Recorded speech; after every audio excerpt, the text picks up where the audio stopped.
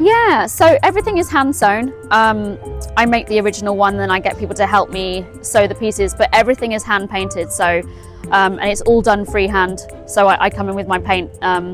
I paint it with a syringe or sometimes straight out the tube. And then that's a couple of hours to dry, and then I sew it on the back.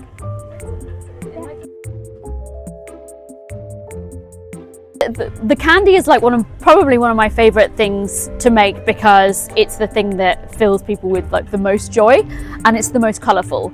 And I think even if you're an adult coming in and you're seeing this stuff, you're just like, oh, you know, it's difficult to not have like the childlike wonder that comes with it. I have always loved supermarkets. My first jobs as a teenager were working in supermarkets, so I was around that all the time.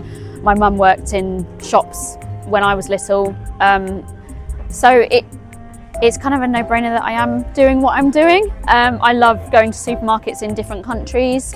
I think it's something that levels everyone. It doesn't matter what your background is, everybody has to come to a supermarket. And we have these very special relationships with products, whether it's from when we were kids to the products that we choose now as adults. I always like the meat and the fish section, just because they have eyes, and yeah, I think that's really lovely that the cheese all has faces. It's because they have come from, like, they used to be alive, so it's like the cheese would have them, the produce would have them, the meat and the fish would have them, but the packaging won't. So it's not a hard and fast rule, but that's generally how it works.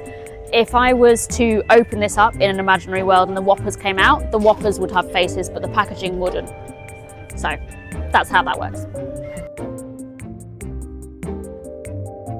One of the ethoses behind my work is the fact that it's still affordable. You know, it's like a kid can start their art collection for as little as like $20. You know, it's that little thing that museums can sometimes be maybe a little elitist, a little bit intimidating, but something like this is something that kids can really enjoy and adults can really enjoy as well.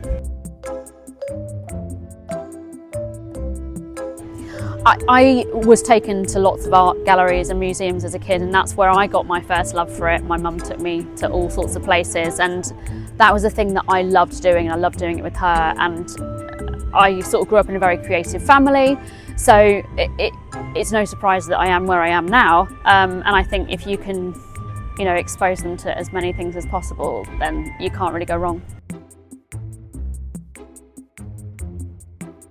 I think you have to find something you enjoy, you have to work really hard, but most of all, I think you have to stick with